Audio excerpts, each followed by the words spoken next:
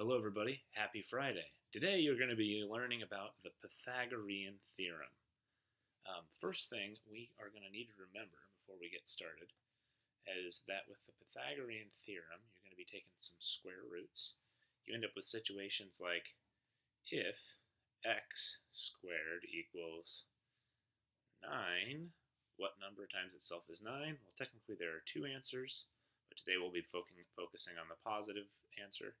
What number times itself is equal to 9? The answer is 3. And sometimes it's not very clean.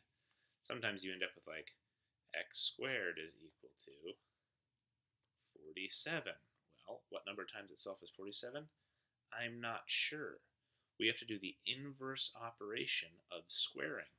Remember, you probably learned, oh yeah, opposite of plus is minus, opposite of times is divide. Well, it turns out the opposite squaring something is square rooting something. They are opposite operations. So, to solve this equation, this is completely separate from the one above. To solve this equation, we take the square root of both sides. So you'll get x is equal to, the perfect and correct answer is the square root of 47. However, we operate, it's hard to comprehend what that actually looks like and picture what that looks like. So you're going to have to use calculators and do the square root of 7, which is approximately equal to 6.86. So, remembering the square roots.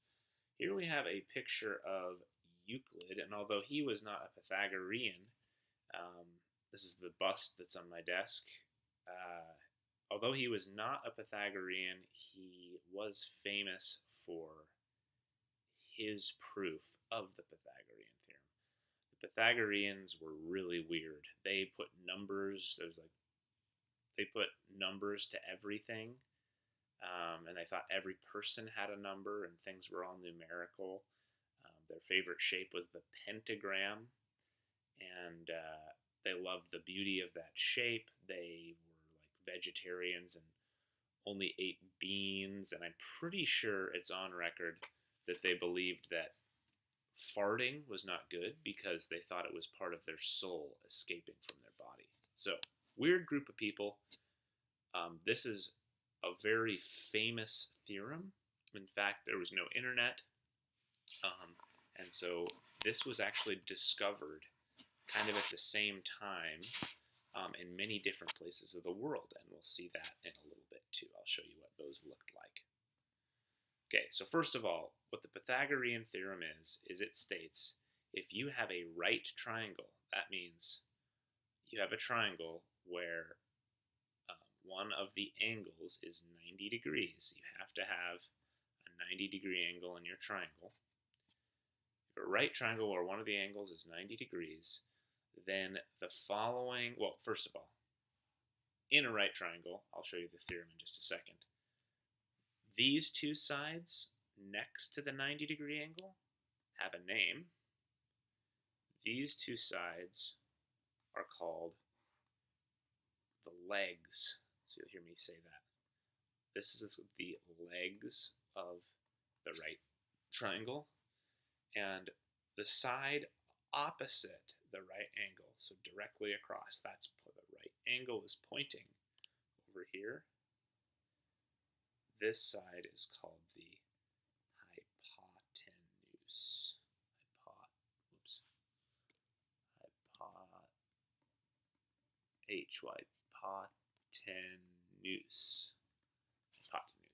Okay. So, you're going to need to know this vocabulary because I'm going to be referencing it frequently. These are your legs. You have your 90-degree angle, which is opposite from your hypotenuse. So, if you have a right triangle, the following pattern exists and is true. The Pythagorean theorem states that the sum of the squares of the legs of a right triangle is equal to the square of the hypotenuse. Now that should be exciting. I find it exciting. So A and B right here. Now mathematically, A and B are kind of treated as equals. It doesn't matter which one's A or which one's B. The short one could be B, the long one could be A. It doesn't matter. Okay. Remember, these are your legs. A and B are your legs. Here is your right angle, and C is your hypotenuse. Okay, so this exists. A squared plus B squared has to be equal to C squared if this is a right triangle. And it turns out the applications of this are very extensive. You can use them in many different fields. I've used it casually several times to help me. And we're going to go over those situations when I come back. For today, I just want you to make sure you've got this down. If you do, great. You can knock it out, and there'll be some easy points. If you don't, and it's going to be good review either way. And if you don't, now you'll have a chance to go over kind of how this works. So a squared plus b squared has to equal c squared. Moving on to a couple examples. If you need to pause the video at any time, feel free. Okay, so if a football field is 50 feet by 120 feet, what's the distance of the diagonal connecting them? So let's go ahead and draw in that diagonal so we can see. Lines, let's make it dash. So I'm wanting to find the distance between, oh boy, is it going to let me do this?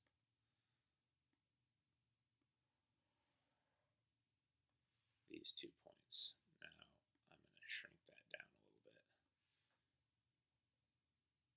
Okay. So I want to know this distance. Now technically we have, if you look at a football field, it is rectangular, which means it is a right triangle. Okay. So remember, the hypotenuse is always the one opposite. So here's my hypotenuse of my triangle. I could have used this triangle down here. It doesn't really matter. For the sake of this problem, you can kind of just forget that this thing even exists, or you could have forgotten that the top one exists and focus on the bottom one. So this is our 50 feet. Okay, 50 feet. Let's see here. And then over here is our 120 feet, including the end zones. And I want to know the distance from that corner to this corner. Maybe someone's on a long run and it's not necessarily direct. Okay, so what we can do to figure this out, it's pretty straightforward. We're going to use the theorem that you just learned. So I'll do this calculation in, let's do purple. So remember, the Pythagorean Theorem, always start by writing it out. A squared plus b squared equals c squared, where a and b are your legs. So I'm going to call this one a and this one b. It doesn't actually matter, which means we don't know c. So coming over here, what I'm going to do is just plug in the numbers and get cracking. So this is 50 squared plus 120 squared equals c squared. You guys go off to your calculators. I believe that is 2,500.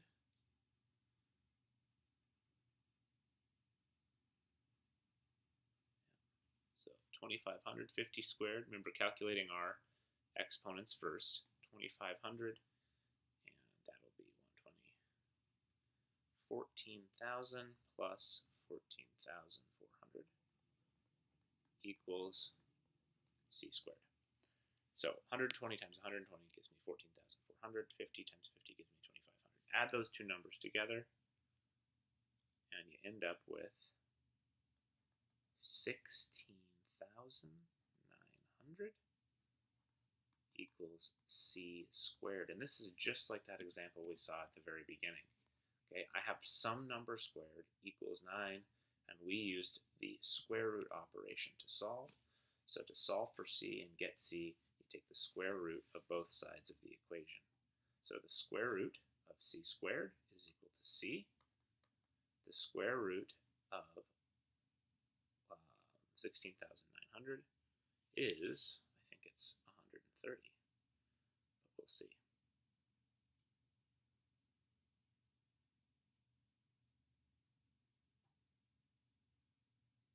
Yep,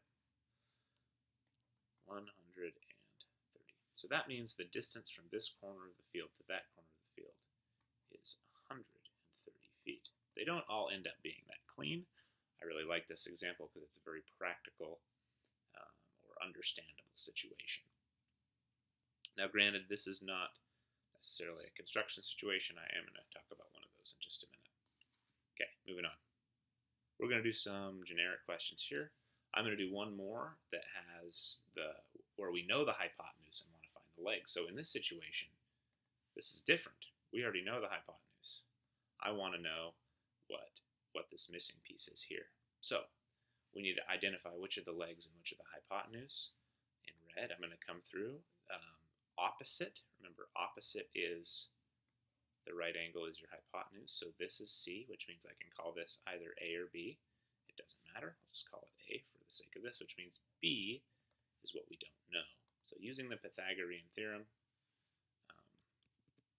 I'm going to come on over here and we're going to start with what we do know. A squared plus B squared is equal to C squared. And this will tell me B, although not directly. We're going to have to do a little bit of solving here. So to solve this, we go through, we figure out A squared is 25.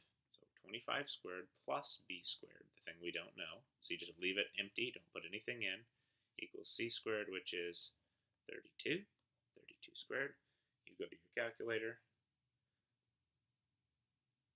32 times 32 gives me 1,024. 25, I think, is 625. Let me double check. Just to be sure, yep. 625 plus B squared. So just going to my calculator, multiplying these two by themselves. Now I want to solve for B squared, which means I want to get B squared by itself, which means I have to get 625. I have to take it away from both sides. So I come through, subtract 625 from each side, minus 625. So you don't have to do this step when you're solving for the hypotenuse, but you do have to do it when you're solving for the legs. You're going to end up with B squared is equal to 625.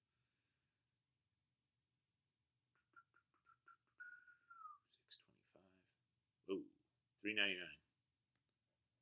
Okay, so this one's not going to be as pretty as before. Again, to solve this situation, just like at the beginning, we square root both sides.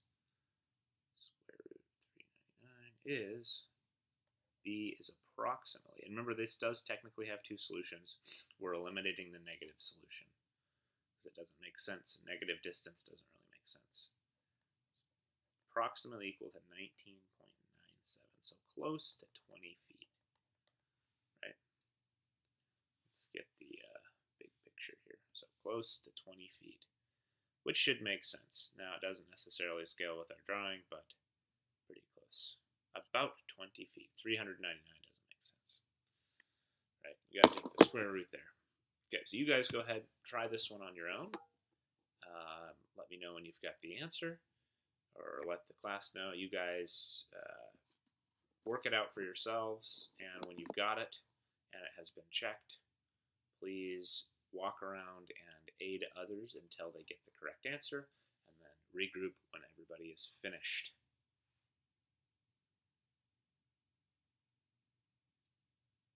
Okay, I'm going to start going over it. If you haven't paused, here we go.